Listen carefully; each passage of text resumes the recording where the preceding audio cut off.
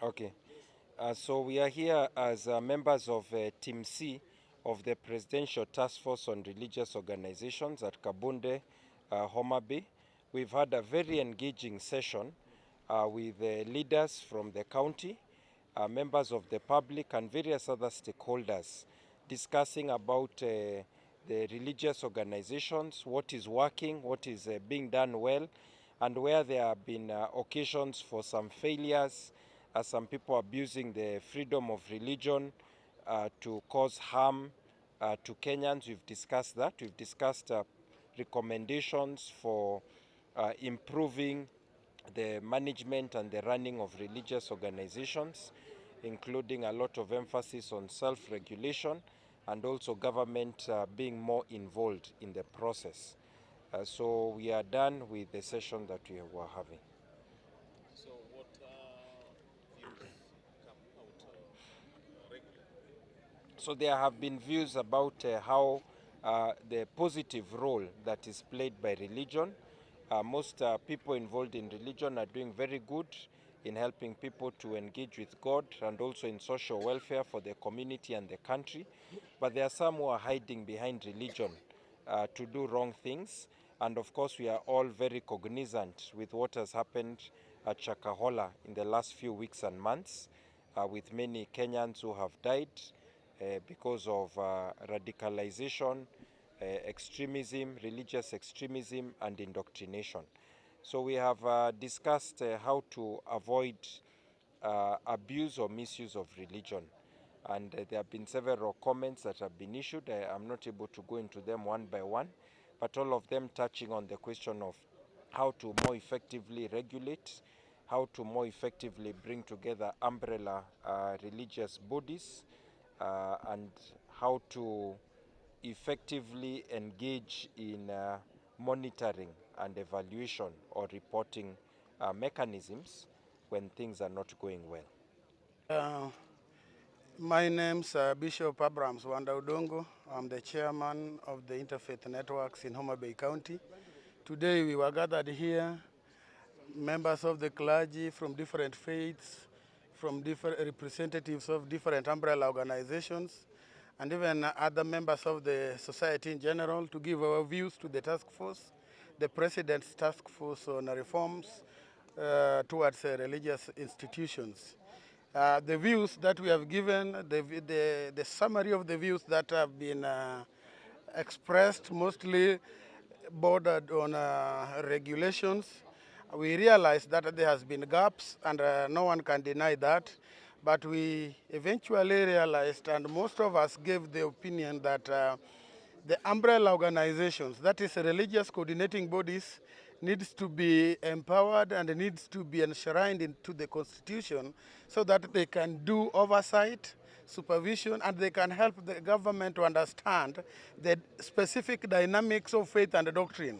Because as it stands, the government lacks parameters of how they can actually tell whether someone believes correctly or wrongly unless and until something extreme happens. That's when the government reacts, like the Shakahola massacre. So we have been rooting for self-regulation, that is, each religious organization should belong to an umbrella organization which shall take charge and even make to ensure, check to it that they practice actually what they believe, and what they believe and teach other members is in tandem with their holy book according to their religion.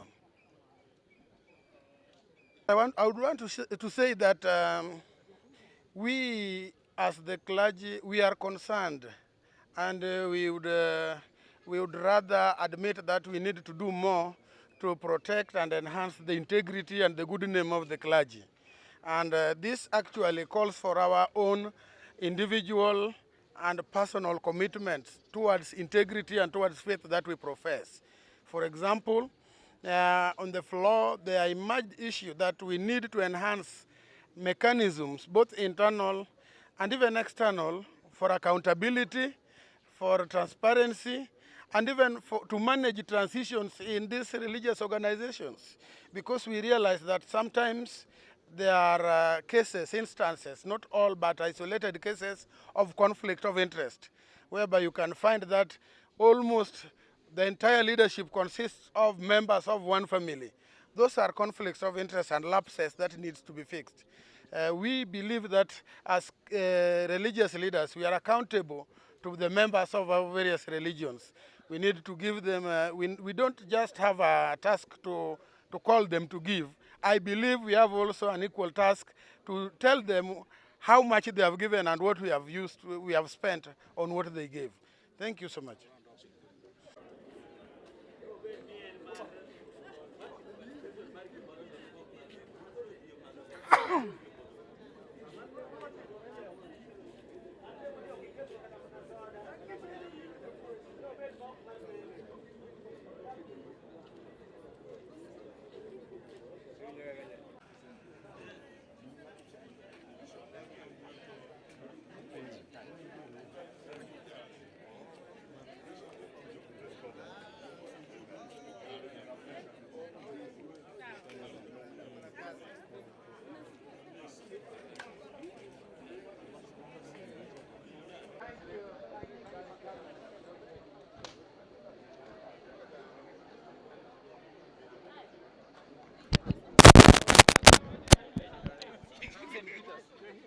Lavenda mamako.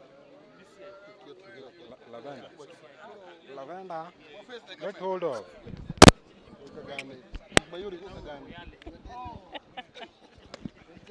The fourth estate.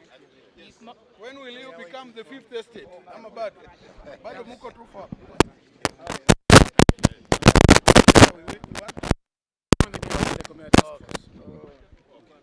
There is leadership goes through education. In the old days, they were being guided by the Holy Spirit. But a church preacher is... We have the chiefs, assistants, up to clan elders on the ground. And we have the village elders also. A church cannot just come up and tell children going to that church that don't go to school. Of the religion groups, each and every denomination has its president. Speaking from facts, it is a den of selling bangi that is luring young people to go and buy bangi. If you go to Rodi at around 10:30, you'll find that my humble request is